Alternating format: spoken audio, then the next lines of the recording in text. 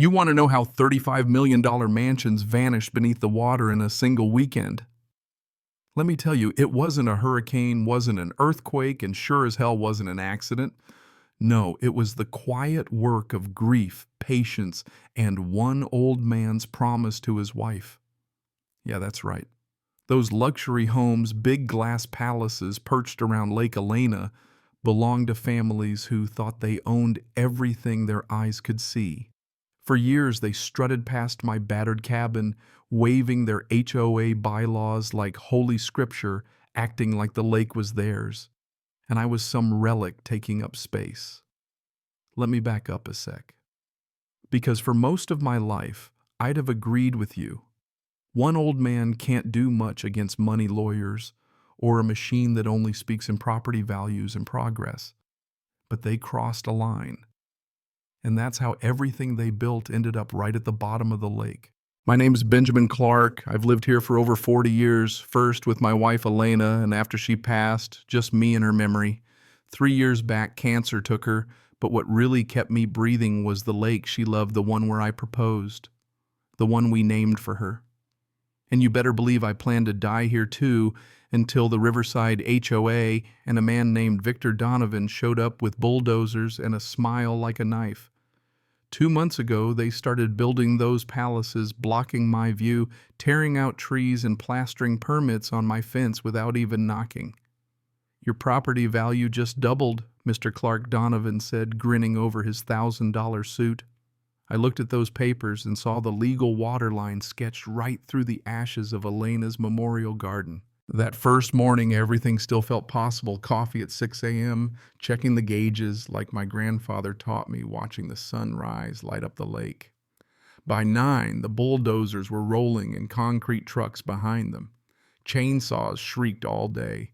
The oak where I proposed to Elena gone before lunch, marked with a red X like a death sentence. I called Donovan's office, hands shaking, and his secretary put me on permanent hold. That night I sat with Elena's wedding photo, watching her laugh like she knew every cosmic joke, and whispered, "Sweetheart, what do I do now?" It's funny the things you remember when you're desperate. I wandered out to the tool shed and found my grandfather's blueprints for the dam, a box of water-stained dreams and faded warnings. If you ever need to let her go, Benjamin Grandpa had written, "She remembers where she used to flow." I traced the line he'd drawn, the old floodplain running right through what would become Riverside Estates. And for the first time since Elena died, I felt purpose. The dam had held back this water for a century, but water, like grief, has a long memory. It never really forgets the way home. Donovan kept pushing. Day after day, more trees fell. The promised green space turned out to be a strip of grass barely wide enough for a lawnmower. The foreman hard hat and all just shrugged when I protested. Boss says the view's worth more than the trees. Calls to city planning got me nowhere.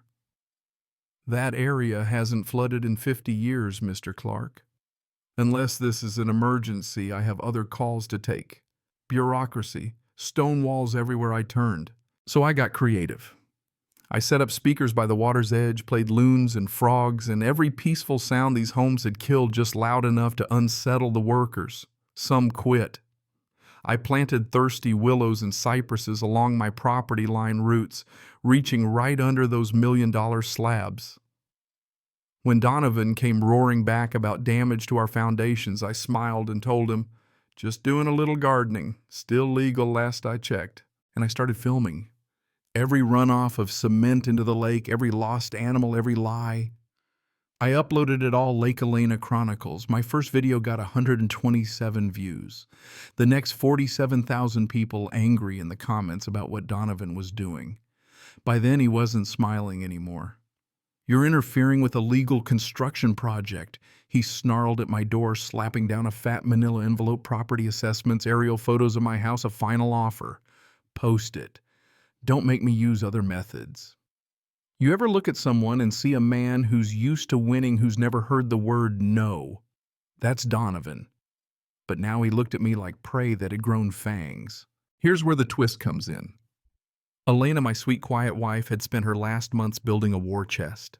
Amanda Foster, her best friend, and a real bulldog with a law degree, showed up with files and documents Elena had hidden away. Elena had tracked Donovan's other developments' disasters, every one. She'd found bribed officials, fraudulent permits, insurance scams. She'd commissioned a hydrological survey proving this. The land under those 35 houses was a flood zone, had always been a flood zone, and if the dam was operated by the book, water would take it back the first chance it got. And because my grandfather's old federal permit named me the official operator, I had the legal obligation to release water if safety thresholds were crossed. When the storm hit, a real monster, not one of those light showers you laugh about. Rain pounded the lake and the water level rose faster than I'd ever seen. All that new concrete funneled runoff right into the reservoir. I watched the gauge climb 847 feet, then 849, 851. Amanda and I read the old protocol, nailed up in my kitchen, 853 feet. Emergency release, no exceptions. You don't mess around with old dams, not unless you want to be the villain in the next headline. Donovan came to my door dripping with rain and desperation, offering $10 million in cash if I'd lower the lake before his house is drowned. But the thing is, I wasn't the one in control anymore. Nature was.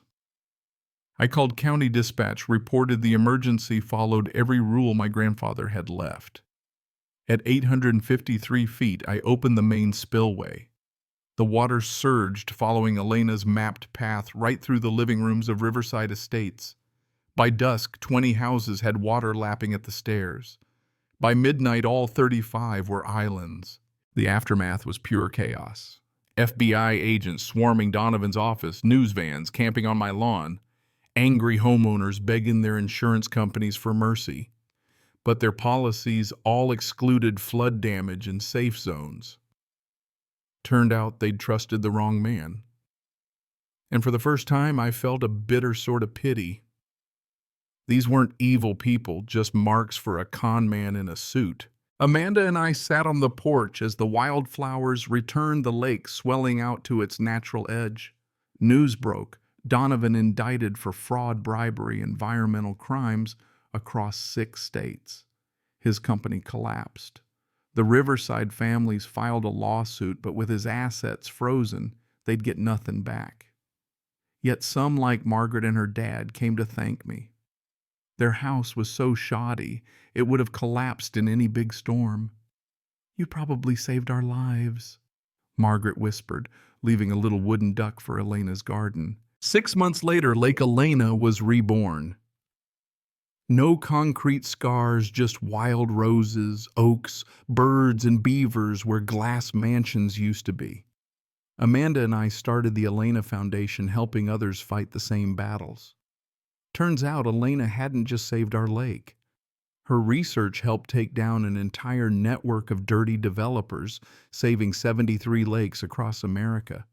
The FBI called it the biggest environmental bust in U.S. history. Sometimes I sit by Elena's garden watching eagles wheel above the water and thinking about everything we lost, everything we saved. I still feel her like when I found lilies blooming by her grave, bright as hope even in the dead of winter. Maybe it was a miracle, maybe just a reminder water, like love, always finds a way home. So what do you think? Was it justice or revenge? Did I go too far or not far enough? I want to hear your take. Drop your thoughts below. Should we protect nature at all costs, even if it means some people lose their dreams? Or is there a better way? Hit that.